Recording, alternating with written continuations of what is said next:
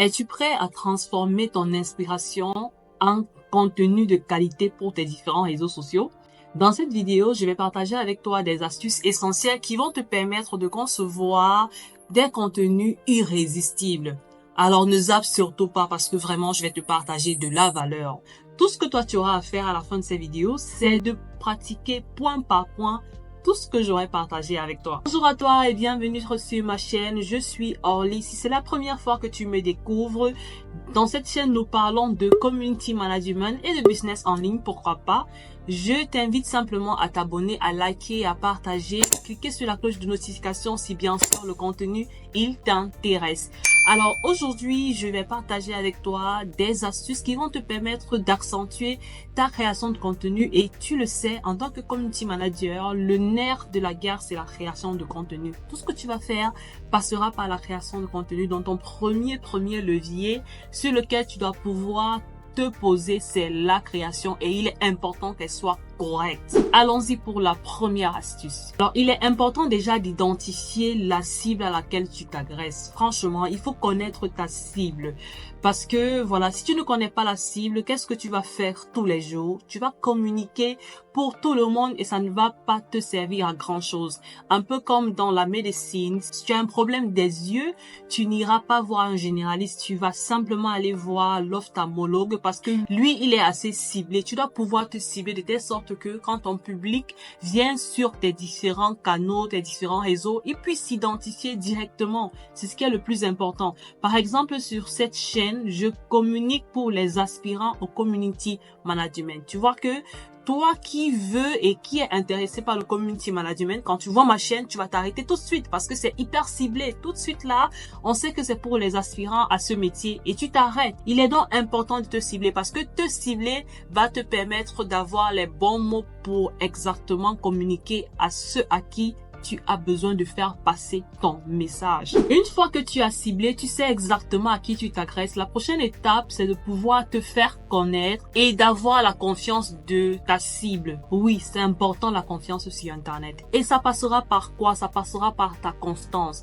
Imaginons un exemple, tu as un cabinet dentaire. Tu as déjà identifié que tes clients, ta cible sont des personnes qui ont des problèmes de dents. Ok, elles ont des problèmes de dents, mais il va falloir qu'elles puissent s'identifier à ton entreprise. Et pour pouvoir s'identifier, déjà, il faut qu'on te connaisse. Et pour te connaître, ça ne se fera pas si tu publies une fois tout par mois, une fois par an. C'est pas possible. Et ils ne te feront pas confiance parce que moi, je vais pas venir sur une page, par exemple, d'un dentiste qui communique une fois par an. Je ne sais pas exactement quelles sont ses valeurs. Je ne sais pas exactement même quels sont ses services. Je ne sais pas vraiment comment il fonctionne. Je ne pourrais pas aller chez lui. J'irai tout de suite vers une personne qui a su me convaincre, qui a su gagner ma confiance avec son contenu. Alors, ça passera par la constance. Et qui parle de constance, tu vas devoir établir un calendrier éditorial. Parce que dans le calendrier éditorial, tu vas planifier. Tu vas dire, ok, voici la première étape, voici la deuxième étape. Sur 30 jours, ça sera ça. Sur une semaine, ça sera ça. Après le calendrier de contenu, il est important de respecter les échéances. Tu ne peux pas faire aujourd'hui, tu fais une publication. La semaine d'après, tu vas faire 2 publications.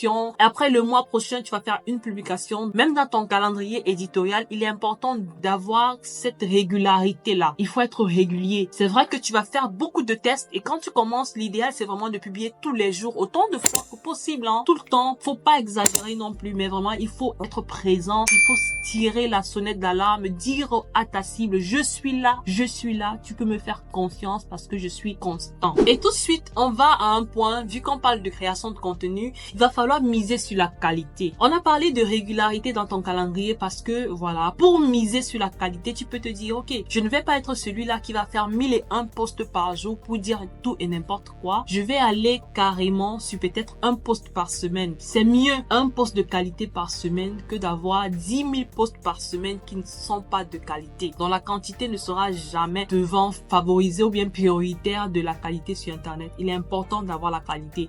Et parlant de qualité, ça sera vraiment dans la production. Oui, il va falloir que quand tu fasses la production de ton contenu, parce que quand tu planifies, tu le fais en avance. Tu n'es pas quelqu'un qui se lève un matin et tu te mets à publier. Non. Dans ta production, il sera important de regarder, ok, est-ce que le visuel est bien fait? Est-ce que le visuel épouse tout ce que je partage, mes couleurs, ma typographie? Est-ce que tu te poses les bonnes questions? Dans ta production, tu fais correctement les choses. Une fois la production passée, tu vas encore revérifier, même avant de publier, tu fais encore les derniers réglages, tu fais les derniers tests. Donc, il est important de faire le bon choix des sujets. Tu vas travailler sur les sujets que tu veux partager parce que tu as besoin de partager la qualité avec ton audience. Tu as besoin qu'ils sachent que c'est toi le dentiste, que tu connais ta chose. Maintenant, si tu choisis toujours les mauvais sujets, ça aura l'impression que tu sais pas exactement de quoi tu parles. Les gens vont passer. Parce que le tout n'est pas de choisir ta niche. Le tout, après le choix de la niche, il sera important de convaincre des personnes et il va falloir le faire avec des questions de qualité. C'est important. Alors là, tu as compris que c'est important de miser sur la qualité. Une fois que tout est publié, tout est correct, le prochain point qui est urgent, c'est de savoir engager avec ta communauté. Tu vois, même dans ta création de contenu, tu dois vraiment prioriser ces contenus-là qui vont te permettre aussi d'engager avec ta communauté. Alors, on a le premier point, la réponse aux commentaires. Tu ne peux pas dire que tu veux engager une communauté. On a des commentaires sur tes posts, tu ne réponds jamais aux commentaires,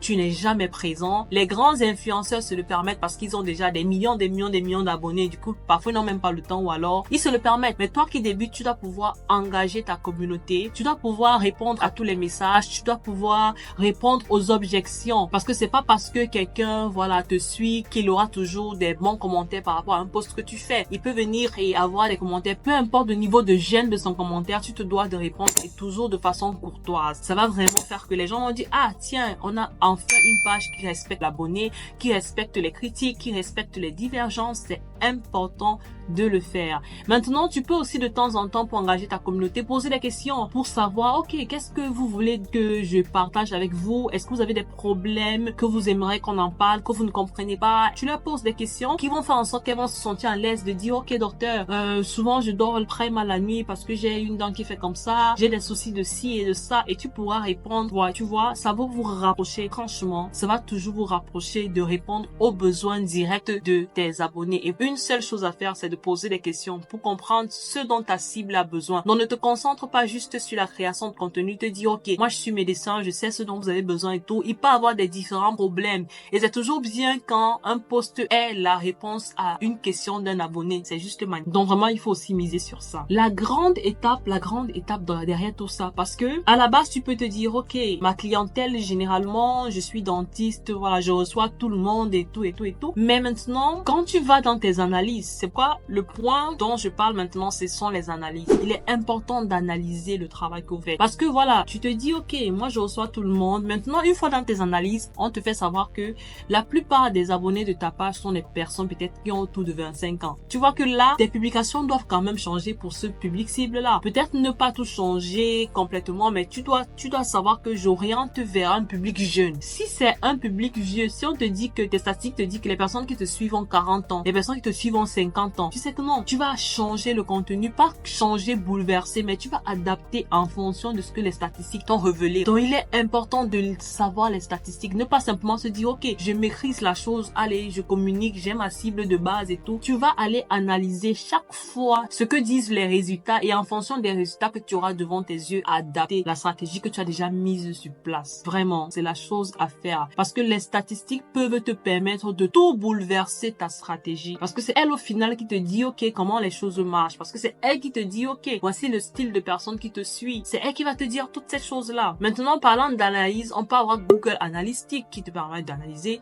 en fonction de la plateforme où tu seras, tu vois, ou alors simplement les statistiques des différents réseaux sociaux. Tous les réseaux sociaux ont une partie statistique qui te permet d'analyser les choses. Donc, il est important vraiment, après avoir fait la création de contenu, publier, partager et tout, de pouvoir comprendre comment tes données avancent et de pouvoir adapter en fonction de ce que les statistiques te disent. Le dernier et meilleur conseil que je puisse te donner en termes de création de contenu, c'est l'authenticité. Vraiment, il faut rester authentique. Les gens adorent ça. Parce que la plupart du temps, quand les personnes se lancent dans ce métier, elles sont tellement frustrées par tout le remue-ménage qu'il y a dans le community management qu'elles essaient de se créer un personnage. Et franchement, c'est pas parfois très beau à voir. Il est important d'être authentique, de pouvoir défendre ses valeurs, d'assumer. Si je suis quelqu'un de drôle et qu'un commentaire me dit, ah, non, on n'aime pas trop quand tu ris et tout. Moi, je suis quelqu'un de drôle. Je vais communiquer et je vais attirer ces personnes qui aiment qui je suis. C'est important de s'affirmer, de savoir exactement qui on est, de défendre ses valeurs et de pouvoir communiquer de quelle sorte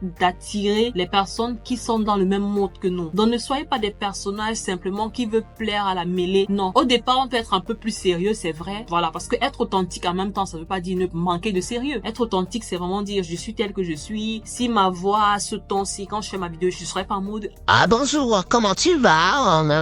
non, non, vraiment rester authentique, c'est important. Et comme je te dis toujours, l'essentiel n'est pas de venir ici regarder toutes les vidéos sur YouTube, passe à l'action, mets en pratique tous les conseils que je t'ai donnés et tu verras clairement la différence dès ton démarrage. Franchement, c'est important. N'oublie pas de liker, de t'abonner, cliquer sur la cloche de notification, me laisser un commentaire pour me dire ce que tu en penses et à la prochaine vidéo.